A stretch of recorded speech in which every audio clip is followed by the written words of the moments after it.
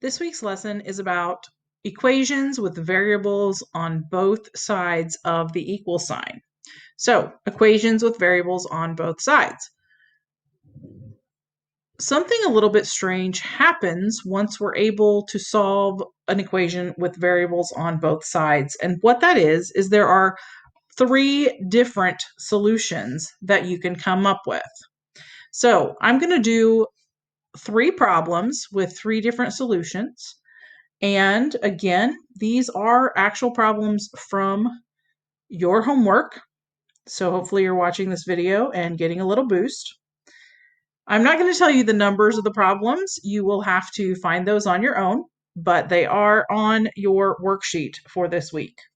So the first type of problem I'm going to do shows the first and most common solution you're going to run into when doing equations with variables on both sides.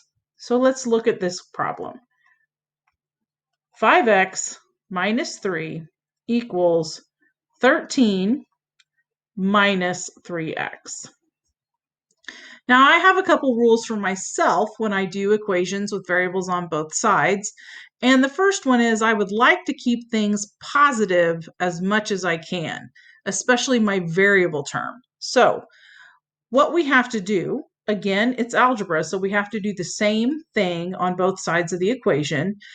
But we want to keep our variable term, the coefficient of x, positive.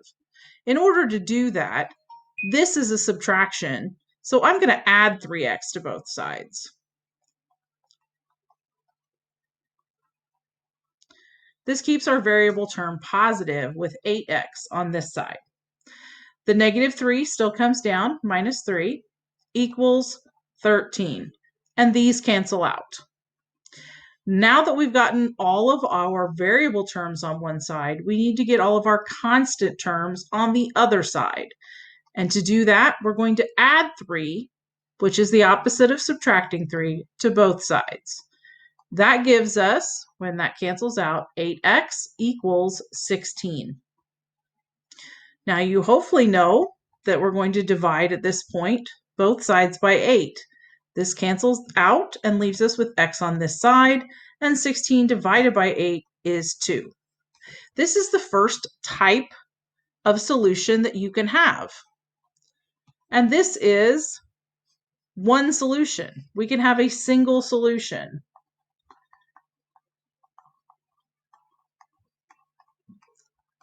What that means is there's only one value that we can put in for x that will make this equation true. The only number that will work in this equation up here that would keep the equal sign true is 2. So that's what happens when you have a single solution.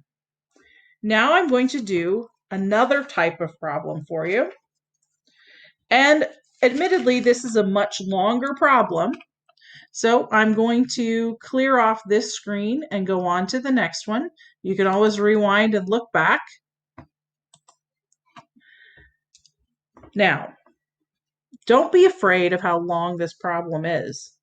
It just means we have a few more steps to do.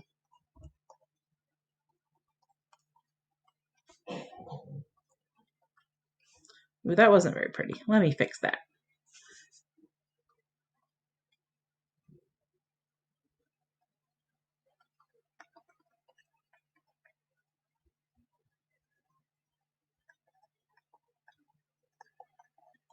Now, I know you're saying, Mrs. Moore, this problem looks like it's about a mile long, and I'm a little bit afraid of it. Well, don't be. The first thing we're going to do is we're going to look at each side by itself and apply our order of operations to get it as simplified as we can. So we're looking at each expression on the different sides of the equal sign separately until we can get them simplified, okay? We're not going to move anything around until we have each side in its simplest form. So first we need to get rid of these parentheses, and the way we do that is by distributing. So 2 times a is 2a. 2 times negative 8 is negative 16. And this is not in the parentheses, so it does not get distributed to. We just bring that down, okay? It's not being distributed to. Now we want to look over at this other side, and we're going to distribute again across the parentheses to get rid of them. We get 5a, and then 5 times positive 2 is 10. Now, this part of the expression is not in the parentheses, so we're just going to bring it down as is. We are not going to change anything there yet. Now let's go through our next step. We've gotten through our parentheses on both sides. They're gone away. We've distributed. Now we want to look and see, do we have any like terms on this side? Well, we have an a term, but no other a terms on this side, but we do have two constant terms. So we have negative 16 plus 7. So this ends up being 2a minus 9. The negative number is bigger than the positive number, so when we put them together, we're going to subtract and keep the sign of the negative number since it was the largest. Now we're going to come over and put together all the like terms on the other side. First, we're going to start with our variable terms. We have 5a and negative 3a, or 5a minus 3a. That leaves us with 2a. Then we have positive 10 and negative 19. When we put those two together, we get negative 9 because the 10 is the smaller number that's positive. So we're going to subtract and then keep the sign of the negative number because it's larger. You already might notice something is happening here that might be a little bit strange. If you look at both sides of this equation, they are exactly the same. So what we would normally do is we would try to combine our variable terms. We would have to subtract 2a from both sides. But what happens when we do that is both of these terms cancel out because they're exactly the same. And we're left with negative 9 equals negative 9. Well, this is a true statement. We could add 9 to both sides, which is what we would normally do. And we're going to get 0 equals 0. Now, you might stop and think to yourself, I think I made a mistake, Mrs. Moore. This doesn't seem right. I don't know what my variable equals. Well, what happens in this situation where two sides of an equation are exactly the same and they equal each other perfectly so that everything cancels out and you get 0 equals 0, is that this is what we call an all solutions answer. Basically, any number that you could pick from negative 15 to positive 357, it wouldn't matter what you put in for the letter A. It would always be true because it's having the exact same things done to it on both sides of the equation. Another way you can write this is to draw a little infinity symbol.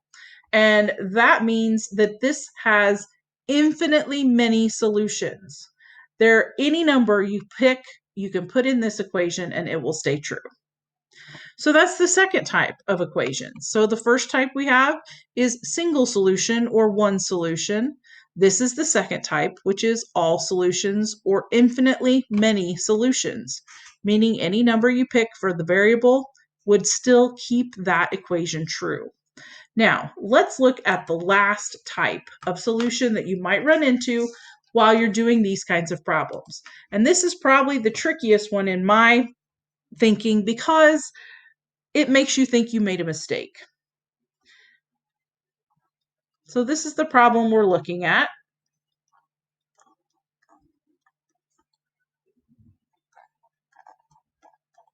Not nearly as many steps as that last one, but we still have some parentheses we need to get rid of. So let's go ahead and do our distribution. So we have negative 6 minus 9x, because we've multiplied everything by 3, equals negative 9x minus 4. Now again, we're usually going to move our variable terms first. So to get rid of them, I'm going to add 9x on each side. Well, again, just like in the last one, these variable terms both cancel out. But unlike the last one, we have -6 equals -4. We could try to move one around. We could try to add 6 to both sides. But on this side, when these cancel out, that leaves us with a 0. But over here, we have 2. So the question you want to ask yourself, does 0 equal 2? Well, no, it doesn't. 0 does not equal 2. Some of you might have noticed at this stage up here that your variable terms were the same, but these constant terms were different. So what happens here is that there are no solutions to this problem.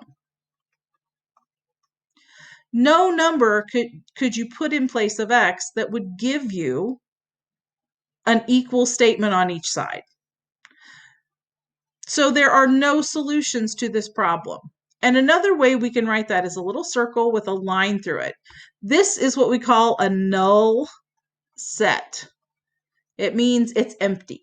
There's nothing in there that we can put in for x to make this equation true.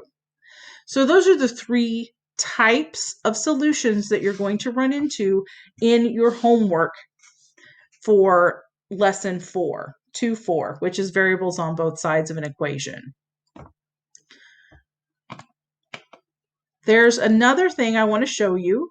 I'm going to do a few more examples from your worksheets just to kind of help you see some different types of problems. So, what we are going to talk about right now is making fractions disappear. I know a lot of you guys don't like to see fractions in your homework because it worries you. It makes you think you don't know how to do them and you forget some of your fraction rules. So I'm going to show you a way that you can do problems with fractions and get rid of the fractions before you even really start. So let's start with this problem, which is on your homework worksheet. So what we have is 1/2 k minus 3 equals 2 minus 3/4 k. But you're like, oh no, Mrs. Moore, there are fractions. There are 2 fractions, and they aren't making you happy because if we move these things around, we're going to have to add those fractions, Mrs. Moore, and I don't want to add fractions. Okay, we don't have to add fractions. We want to look at the denominators or the bottom numbers of each fraction. In this case, we have 2 and 4. We want to find what is called the least common multiple of 2 and 4. So, what number has 2 as a factor and 4 as a factor?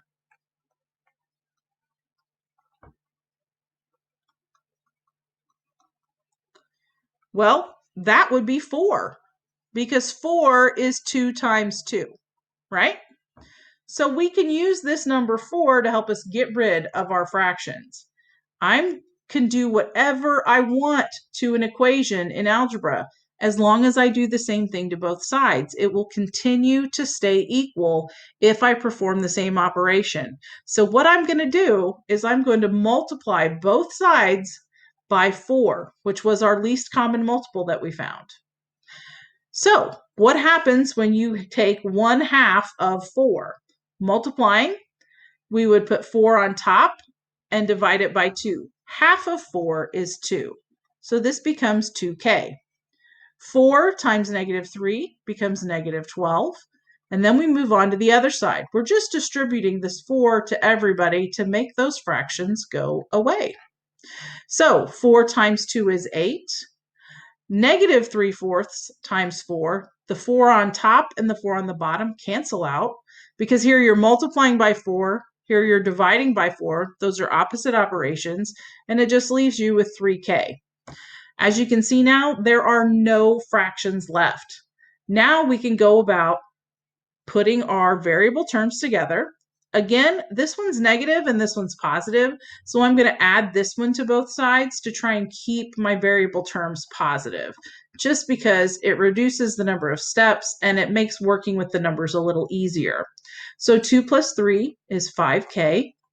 The negative 12 comes down, and the 8 comes down on this side. These cancel out. The negative and positive 3k equals 0, which is nothing. Now we want to move our constant terms onto the same side. And to do that here, we're going to add 12 to both sides. 8 plus 12 equals 20. So now we have 5k equals 20. We divide both sides by 5 because our variable is being multiplied by 5. And to undo that, we're going to divide by 5. And we get k equals 4.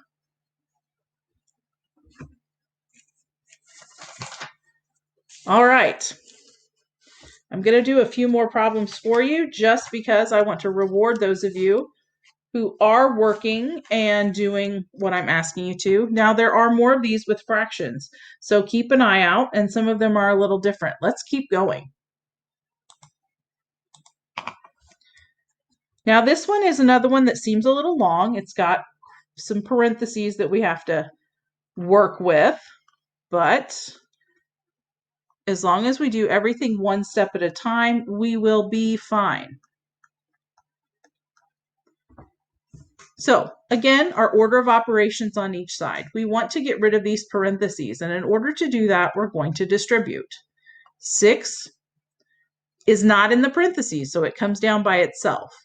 We have positive 2 times 3j, which gives us positive 6j. Then we have positive 2 times negative 2, which gives us negative 4. On this side, we have 4 times 1, which is 4. And then 4 times j. Now remember, there's an invisible 1 here. So we're going to make this 4 times 1, which is 4j. Now, this side has some like terms that need to be put together so we can limit the number of steps we have to do. If we move this 6j out in front, then we have plus 6 minus 4 equals 4 plus 4j. What is positive 6 minus 4? That's just 2. So we have 6j plus 2 equals 4 plus 4j. Again, I want to keep my variable term positive if I can, so I'm going to subtract this 4j because the 6 is a larger number and it can handle having 4 taken away and still be positive. So 6 minus 4 is 2j plus 2 equals 4 because these two cancel out. Now we subtract our 2 to get our constant terms on the same side, and we get 2j equals 2. We divide by 2 on both sides, and j equals 1. I know that's a really long problem to get an answer of 1, but that is the correct answer. Let's do a couple more with fractions.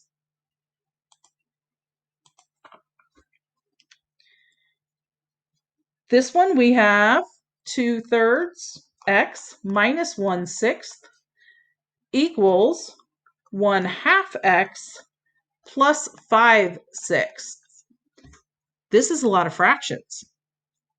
It can be scary, but there's a way we can get rid of all of these fractions. Let's look at our denominators. Our bottom numbers are 2, 3, and 6. You might look at those and say, I don't know what the relationship between those is. I don't know what their least common multiple is. Well, first thing we can look at, what's 2 times 3? Well, 2 times 3 equals 6. So 6 is going to be our least common multiple. So what that means is we need to put parentheses around both sides of this equation and then multiply both sides by that least common multiple of 6. I'm going to write this out a little bit differently so you guys can see. When we multiply fractions, we can put whole numbers over 1, right?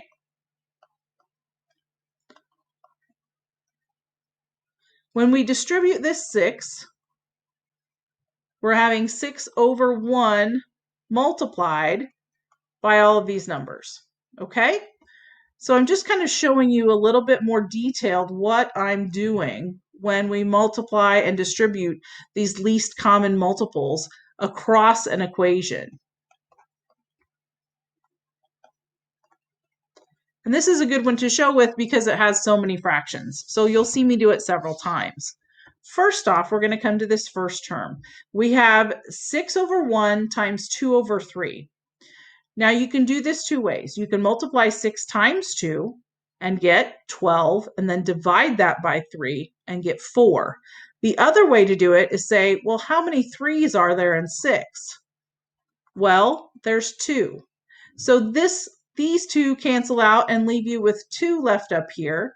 2 times 2 is 4x.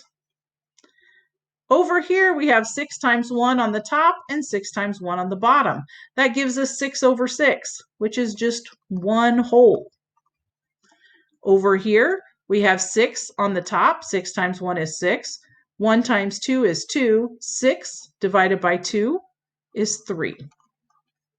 And over here, 6 times 5, well, that's 30, divided by 6 is 5. These two 6's cancel each other out, and we're left with just 5 over 1, which is 5. Now, from what looked like a really scary problem up here, we've done this multiplication, which looks a little tough, but believe me, it's a lot easier to multiply fractions than it is to add them. So I'd much rather do this than adding fractions. So now we're just going to do what we've been doing. We have a positive 4x and a positive 3x. Well, this one's bigger, so it can take having 3x subtracted from it and stay positive. So that's what I'm going to do. So this gives us 1x, or just x. The negative 1 comes down, and the positive 5, because those cancel out. Now we're going to add 1 to both sides to move our constants away. We don't really need this 1 in front of the x. It's just x. These cancel out. 5 plus 1 is 6.